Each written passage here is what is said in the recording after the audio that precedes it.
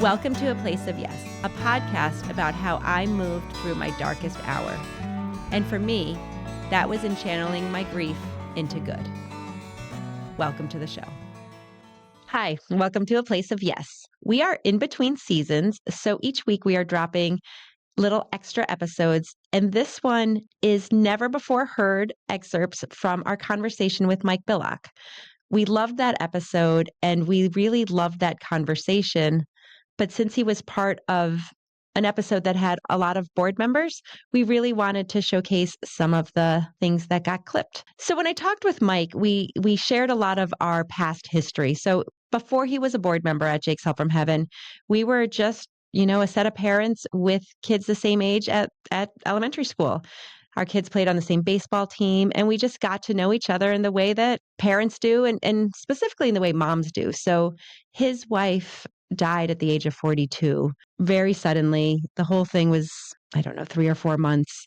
And it was a pretty devastating time, obviously for him and his family, but for the community. And we talk about a lot of that. We talk about her last days, and we talk about really how he deals with grief and how we all deal with grief. Kim was diagnosed mesothelioma. Can you talk a little bit about that journey? Because that came, at least in my perspective on the outside, it came pretty quick. So it started in the summer of 2014, and it just started with fatigue. Like throughout the course of the summer, she just sort of felt like she couldn't, she was sleeping a decent amount at night, but just was still always tired. And it went to the doctors, I think, for that, and they said, oh, we think you're anemic, and gave her some iron. And then near the end of August, beginning of September, she started throwing up a little bit. Okay. And then they thought, well, iron can be difficult on your stomach, and, we'll give you this for indigestion and et cetera. Okay. And then she kept throwing up, and she was not feeling well kind of by that time, beginning of September. Went to the doctors, and they did a x-ray, and, oh, we figured it out. You have pneumonia. So I was going to say, I thought pneumonia. I remember talking to her outside of Lake Ave, and I was going to say pneumonia. I thought that was one of the... So they gave her an antibiotic, and, it didn't really help, and she kind of kept throwing up, and they thought, well, that's also due to antibiotics, et cetera. And kind of went through the month of September going back and forth to the doctors trying to figure out what was going on. It wasn't until the beginning of October, it was very close to the time of her birthday, and had another x-ray, and like, okay, this hasn't cleared up, this pneumonia hasn't cleared up, so we'll send you for a CT. And that's when they said, okay, it's lung cancer.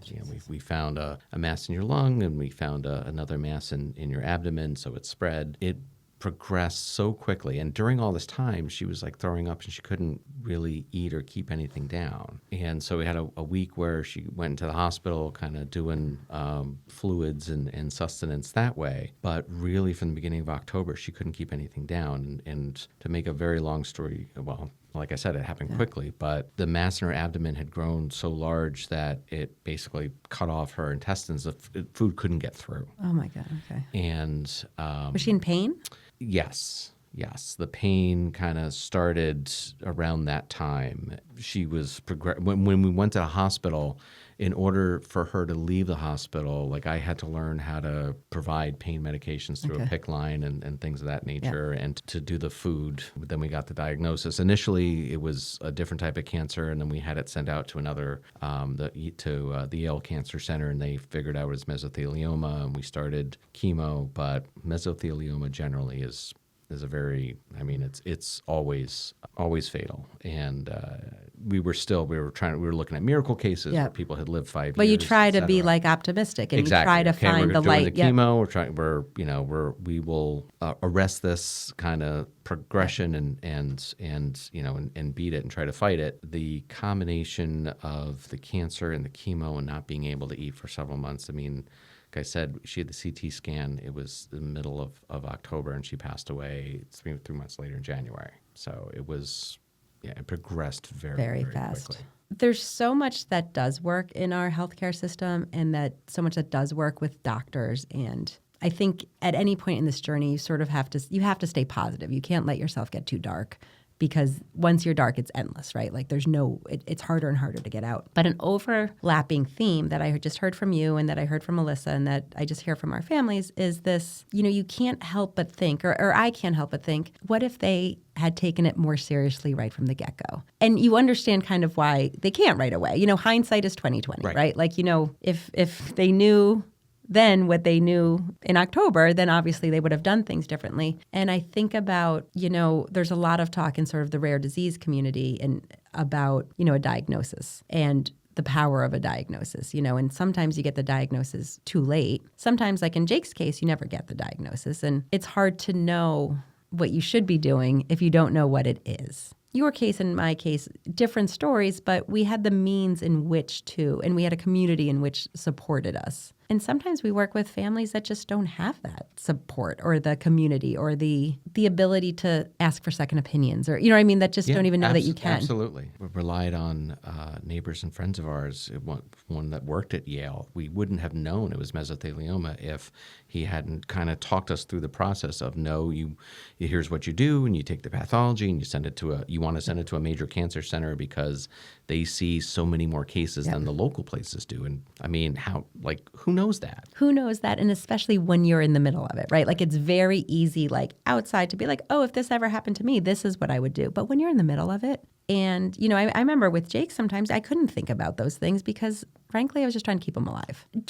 And I'm having a hard time figuring out the right wording of this question, but I think people handle grief differently, right? Like some people, I have always tried, and Brian has tried, to really take our grief, and the whole theme of the show is, channeling grief for good. I sometimes think that sounds better than what it actually looked like, because it didn't always look this way. Like grief is horrible. Like it can look really dark and it can look really sad and it can just be hard. But at the end of the day, you're always, in my opinion, you're going to feel that way, right? Like you feel that way regardless. So you might as well try to do it in a sort of positive way. And I feel like you certainly have done that as well. Can you talk a little bit about what it was like after Kim passed? Loaded question. Yeah.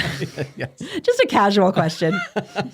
I mean, the first year, it's a blur. I mean, you go through the first few days, and I just found that if I just focused on what I had to do then I could do it. Yeah. If I stopped to think about anything, I was going to stay stopped. Yeah. Right. So just focus on what had to be done.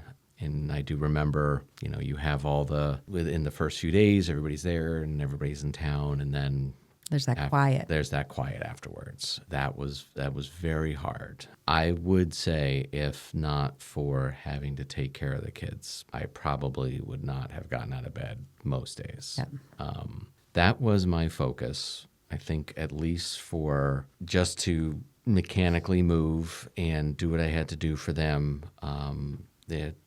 To be there for them, not just take care of them, make sure we're going to school and stuff, but be there for them. When people say I'm sorry, they mean it, and it's helpful, but it's somebody who says I know, right? Yeah.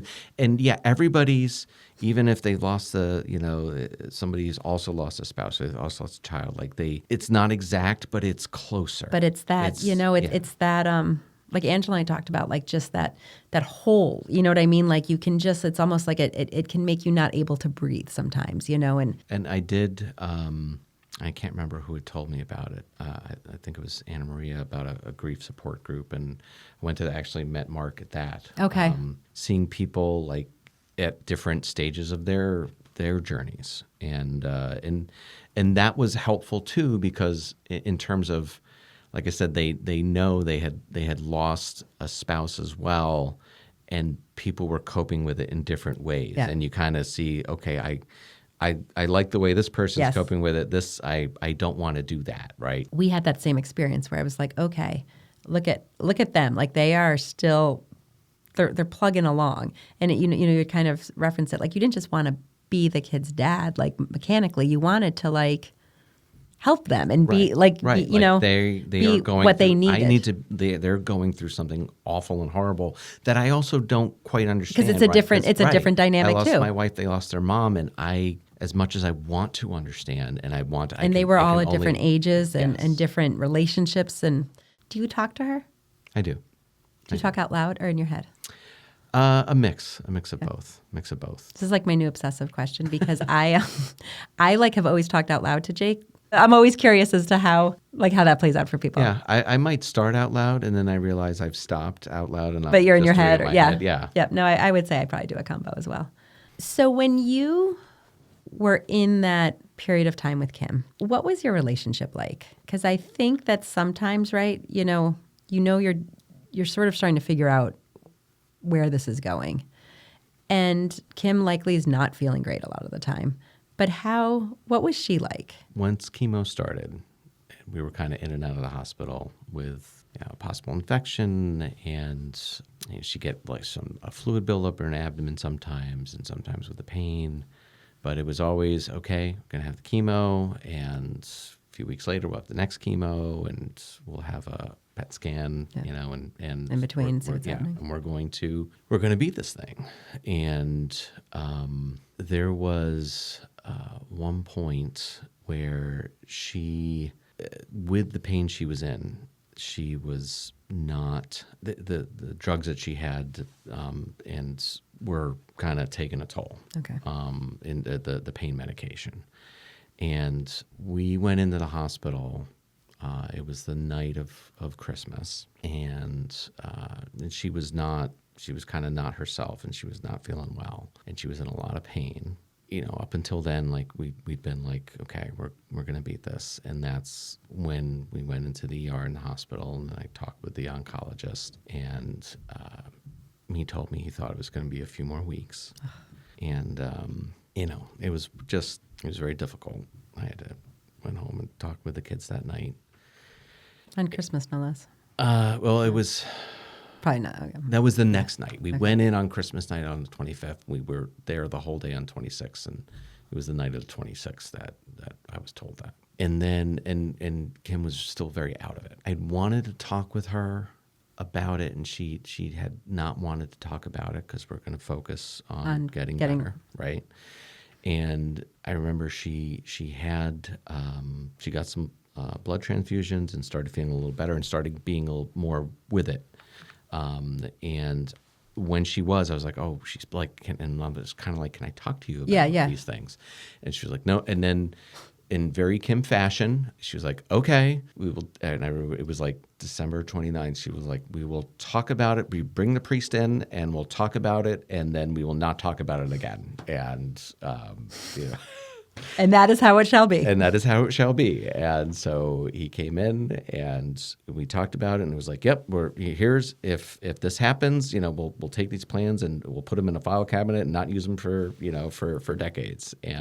But the conversation was really just about funeral planning, and I wanted to ask her a lot more questions about things that she wanted for the kids or anything like that. And she was like, after the discussion about just planning the funeral, was like, nope, I'm going to have the next chemo and that'll be fine. And then she really, it was very soon after that she kind of lost a lot of lucidity and had, She was in the hospital during this time. She was in the hospital during this time, and she was, I won't say dementia, but it was, I guess, the equivalent. Yeah. And the doctors explained, look, the cancer's taking a toll on her body, the chemo's taking a toll, all these drugs have taken a toll. And so sometimes she would think that, there was a party outside and why weren't we invited? And sometimes she thought she was talking with people in the room that weren't there. There was once, it was beautiful, where she was like, why do we get married? And she really still liked you. Yes. And we were planning the wedding, and I was just suggesting all these things that we had done at our wedding. And she was like, that's a great idea, So, oh, Mike. Yeah. That is beautiful. And then she had a respiratory arrest and went into the ICU, and she was in the ICU for, it wasn't long, about a week and a half or so. But, I had wanted to talk to her more about what she would have wanted for the kids. And it was hard because, for a while, I was wishing we had. And it took me a while to be like, she trusts you. Yeah. Yeah. And what could she have said? Like, I'd like Maddie to go to this college, or, there's I guess not a lot more needed to be said. No, and I suspect, and I don't know this, but if you are choosing to believe that you are going to fight it, then you can't simultaneously have the conversation if you're not. Yes. And at the same time, I found out years later, like talking with her mom, that she did. She had conversations with her mom about watching out for the kids after she was gone, you know. So, and part of it was she didn't want to have that conversation because she probably didn't want me to be upset. Yeah, till the very end. Well, I will say it was one of the times she was in the hospital, I think in December, and she had a roommate, and her roommate, like, couldn't move her arms and legs. And her roommate was, I'm trying to think if she was like in her 30s or 40s, and she she had a congenital issue. She couldn't really talk. She just couldn't move her arms and legs. And Kim was like, I'm 42. I can't complain. And that was the thing, like that. Her nurses and everybody would come in and ask her how she's doing, and she's like, she would not complain. How are you? Yeah, she would not complain. And she would like want to see how they were doing and talk about their lives. And so she was special. Yeah. I love that. I think that's kind of a nice way to wrap up. Thank you so much, Mike, for being on the show. I appreciate it. You're very welcome. Thank you for listening to A Place of Yes. Please follow us wherever you listen to your podcasts.